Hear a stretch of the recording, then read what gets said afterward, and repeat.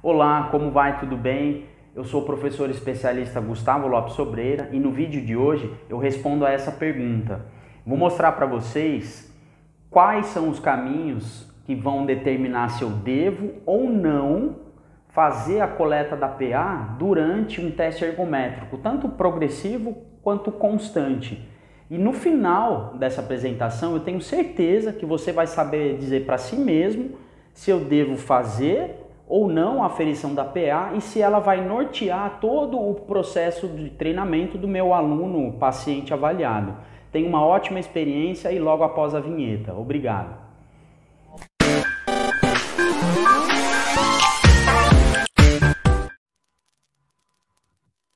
Olá, como vai? Bom dia, boa tarde, boa noite a você. Nessa breve apresentação de hoje, eu levanto o seguinte questionamento. Será que é importante? Será que eu deveria aferir? Será que eu deveria olhar para a pressão arterial de esforço do meu aluno, paciente, do meu avaliado, quando eu for submetê-lo a um teste para identificar o seu VO2 pico ou o seu VO2 máximo? Será que eu preciso olhar para isso? E de que maneira, então, com quais elementos, com quais conjuntos de dados, de informações, eu tomo a decisão de aferir ou não a pressão arterial dele durante o teste de esforço? Então, no conteúdo programático da nossa apresentação de hoje, eu vou falar um pouquinho da anamnese básica e da anamnese específica e trazer o relato de um caso, tá?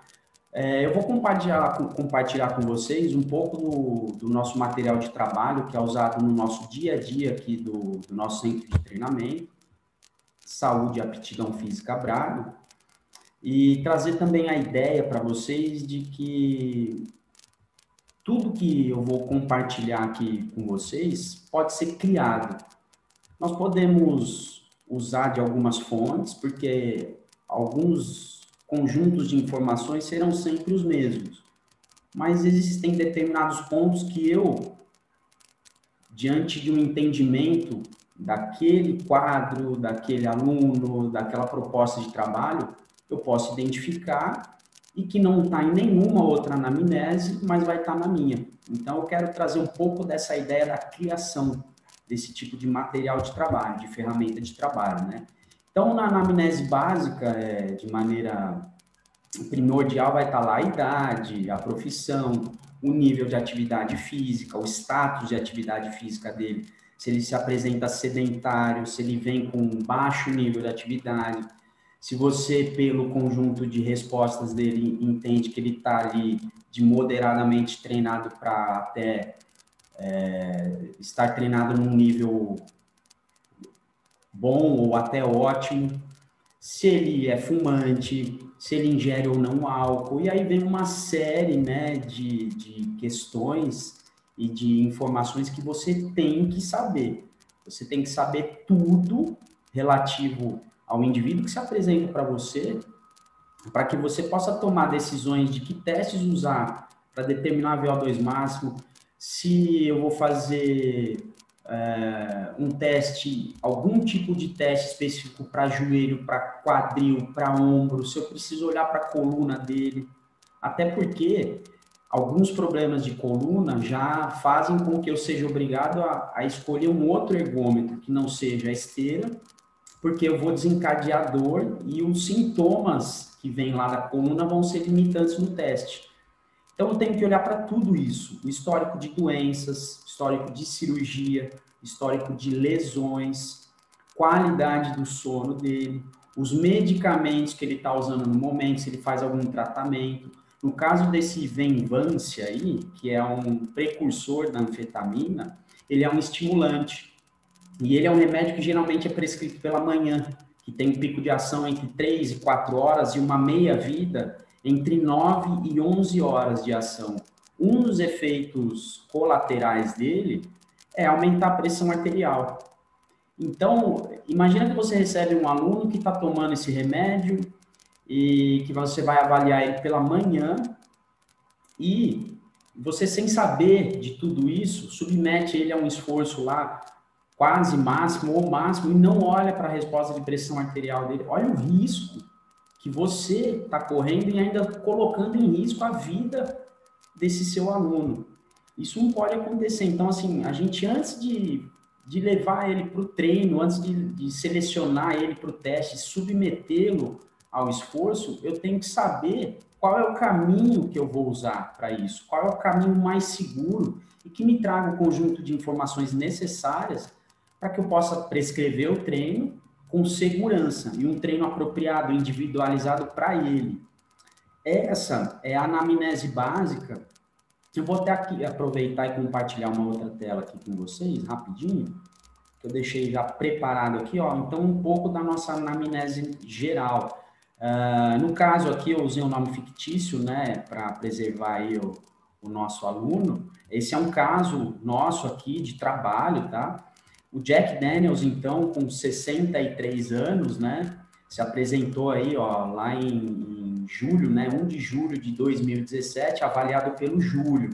Aí aqui, depois eu vou detalhar um pouquinho mais alguns pontos do Jack Daniels, mas aqui tá, então, ó, uma anamnese geral, né, aqui os dados mais básicos no início, e aí depois algumas perguntas específicas sobre profissão, sobre rotina, né, do dia a dia dele, alguns hábitos, né, algumas doenças básicas. E, de repente, aqui no meio tem alguma coisa que não está aqui, mas eu preciso saber, quero entender e pergunto para ele. Faço um parênteses aqui, uma observação e coloco aqui, né? Então, tá aqui, ó, toda a anamnese básica, no qual qualquer um dos nossos alunos aqui serão submetidos, tá? Então, voltando lá, vamos agora para a anamnese específica. Eu coloquei aqui no caso uma de hipertensos. Ela não está completa, depois eu vou mostrar a nossa ali, mas o que eu tenho que fazer basicamente aqui? Investigar o histórico e todo o conjunto de alterações e de condutas diante do quadro de hipertensão dele. No caso do Jack Daniels, ele não veio com diagnóstico de hipertensão, mas eu quis colocar isso aqui para trazer também a ideia da anamnese específica, que ela tem que existir para alguns grupos, para outros não, e o que tem que conter nela. Então, olha lá, ó, quanto tempo de hipertensão ele tem, se tem na família parentes diretos hipertensos, o pai, a mãe, os avós, se ele, né, hipertenso, faz as medidas em casa, se ele controla ela, se ele olha para ela, a maioria deles não, de 90% a 100% dos hipertensos não mede a pressão. Se ele já mediu a pressão depois de ter feito algum tipo de esforço, algum tipo de treinamento, 100% deles dizem que não. Se eles conhecem os sintomas de hipertensão, se ele faz algum controle nutricional para controlar os níveis de pressão dele, que geralmente vai ser pelo sal, né? Se ele já apresenta alguns indicativos de alterações autonômicas ou não, se ele tem inchaço nos pés, nas mãos. Então, olha o quanto de coisa que eu tenho que olhar. Eu tenho que olhar para o medicamento dele, eu tenho que entender do mecanismo de ação do medicamento, o que ele faz, o que ele faz na interação com o esforço. É muita coisa para olhar.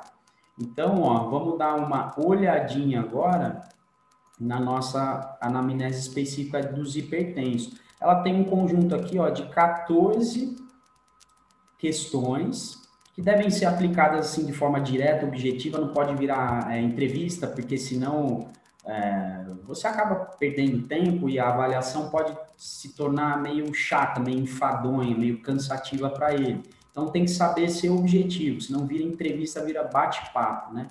Então aqui tem todo o detalhe do que você precisa saber em relação ao indivíduo hipertenso, tá? Tá aqui, ó, dá para vocês terem uma ideia e depois dá uma pausa aí no vídeo. Pode copiar, não recomendo, mas pode copiar, tira aqui alguma ideia, mas faça a sua. Coloca aí a criatividade para trabalhar a seu favor e cria, estuda o assunto, olha para ele entenda o que você precisa saber daquele indivíduo que chega para você. Então, voltando lá, né? Tá aqui. Então, ó, vamos lá. Relato de caso agora do nosso Jack Daniels. Então, em 2019, quase há 2 anos atrás, né? Ele se apresentou com 63 anos, divorciado, com 3 filhos. Ele estava com a circunferência da cintura 18 centímetros acima do valor de corte que nós trabalhamos aqui no nosso centro de treinamento para os homens, que é de 90 centímetros. Já um indicativo aqui que ele pode ter algum nível de resistência à insulina, e isso pode estar também mexendo com o metabolismo de carboidrato ou levando ele a ter uma alteração na pressão arterial dele, e, por coincidência, ele disse lá que tinha uma alteração de glicemia de jejum, e também nós acabamos vendo que ele tinha alteração de pressão arterial. Ele estava com ele tinha de estatura 181 centímetros, 95 quilos na época, e IMC de 29 quilogramas por metro quadrado. Ele com mais 4 quilos, se ele engordasse mais 4 quilos, ele ia para 30, já entraria em obesidade nível 1, tá? Na época ele estava com baixo nível de atividade física, fumou durante 20 anos, já havia parado há 8. Consumia álcool todos os dias, e tinha um aumento aos finais de semana, que é muito comum, o hábito de quem ingere álcool, que seja dessa forma, né? Durante a semana maneira um pouquinho, no fim de semana acaba que dá umas extrapoladas. Ele relatou em anamnese, então, que tinha lá alteração da PA em algumas ocasiões, em algumas fases da vida dele, ele apresentou alteração da PA. Passou por uma retirada da safena direita, uma safenectomia. Então, ele tinha doença vascular periférica e ele relatou que tinha apneia do sono. Então, olha o conjunto de informações que já liga, já acende a luzinha ali, amarela, ou laranja, ou vermelha, mas a luz de alerta, para indicar para você que ele pode ter alguma alteração que não é fisiológica no esforço. Então, o Júlio, na época, quando olhou para tudo isso, ficou com a pulga atrás da orelha e falou, eu tenho que olhar para a pressão dele. A apneia do sono, gente, é um fator que, assim, aumenta muito a descarga adrenérgica no indivíduo, então a atividade simpática dele é muito grande. Eles têm alteração da pressão geralmente no sono, então ele provavelmente tem momentos de hipertensão no sono. Ele nunca fez um mapa, mas provavelmente ele deve ter alteração no exame mapa. Ele, em repouso, nessa avaliação, ele estava com 14/8 de pressão arterial, então ele tinha alterações de pressão e levava a vida assim, normal, tá? Olha que interessante aqui, então, quando a gente faz a estratificação do risco cardíaco dele, alguns conjuntos de dados aqui que me norteiam também para escolher esse ou aquele protocolo de teste, né? Então, ele tinha aqui, ó, alguns fatores de risco muito baixos, moderados e alto na época. E olha que coisa interessante, 8 anos depois de ter cessado o tabagismo, olha o que representa para ele o fator de ser fumante ou de ter sido fumante nos dias mais atuais. O risco é muito baixo.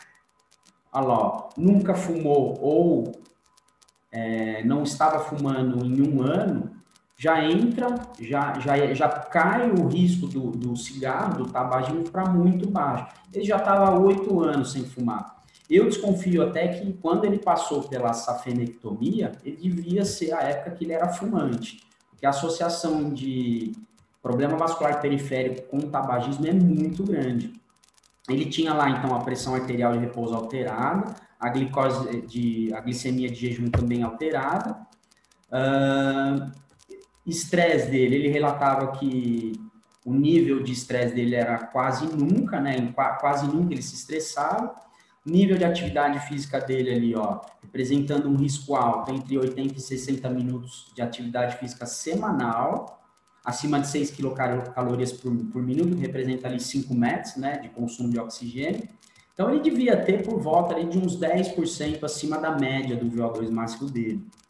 Bom, Ele com 60 anos também tinha mais um fator de risco, não modificável no caso, e o Júlio, diante de tudo isso, resolveu fazer o quê?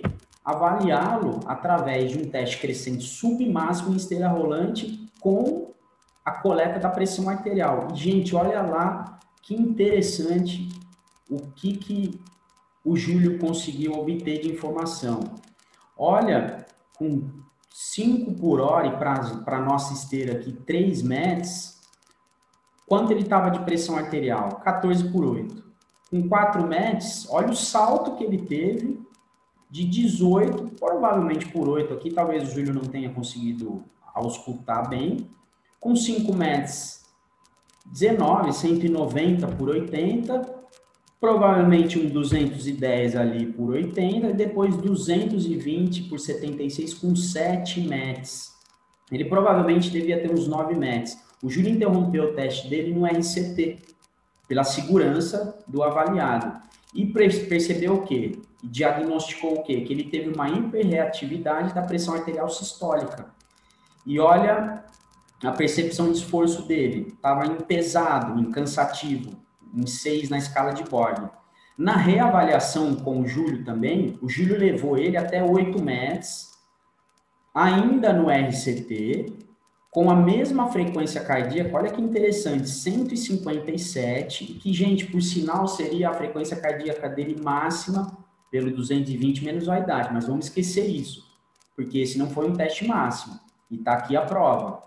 Ele, na reavaliação, ó, já teve uma pequena melhora na resposta de pressão de esforço. Ele chegou em 210 por 76. Aparentemente, ele teve um pouquinho de vasodilatação periférica, fazendo a pressão sistólica, a pressão diastólica dele cair um pouquinho, né? Quando, olha a data, gente, 30/9/2019, quando ele retornou para uma reavaliação aí, ó, um ano depois, 1 ano e 2 meses depois, já comigo essa reavaliação, olha o que aconteceu com ele. Ele, no teste aqui constante, que é o Astra-Henrinin, apresentou uma resposta hiperreativa sistólica novamente, mas de um jeito completamente diferente quando a gente olha para outro teste. E olha uma coisa curiosa, ele com quase 5 METs, que se a gente olhar onde foi identificado o limiar anaeróbio dele no teste anterior, em 6 METs, aqui foi identificado, ou melhor, aqui nem foi identificado. Então, ele estava numa intensidade sublimiar.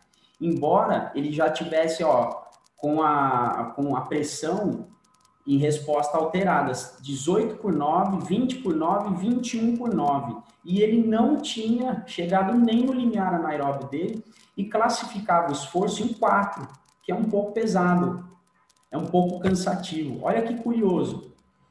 Eu interrompi o teste aí, tá? Porque a frequência cardíaca dele já tinha estabilizado acima de 120 batimentos por minuto, e eu cheguei no final do protocolo, ali ele chegou no limite da segurança dele, eu interrompi ali o teste dele. E aí, gente, aqui fica só um recado, assim, um ponto importante.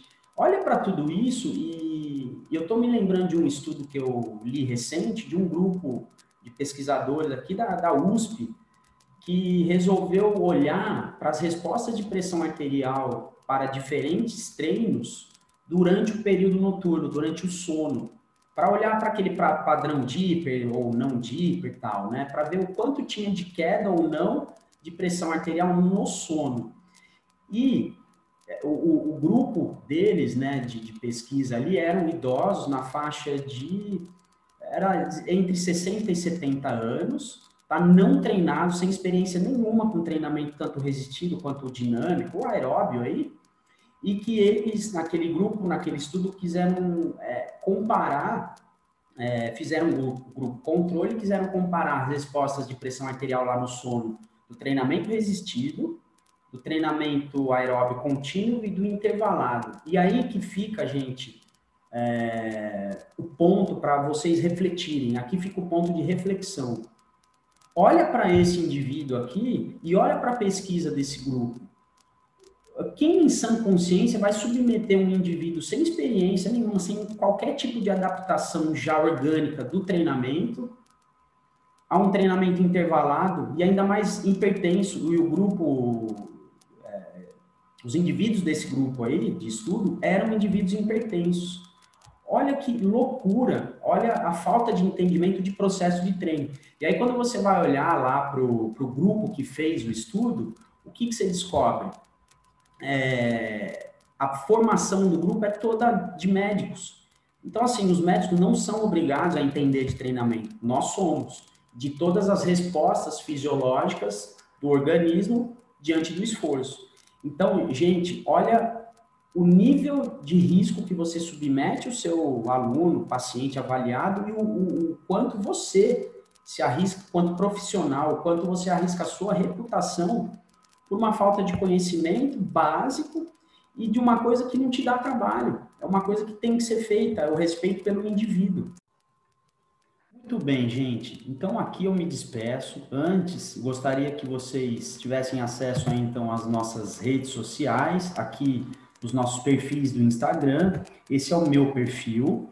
Nós temos também o nosso canal do YouTube e ali tem uma dezena, uma centena de conteúdos ali. Temos também o nosso canal de podcast no Spotify e temos o nosso site.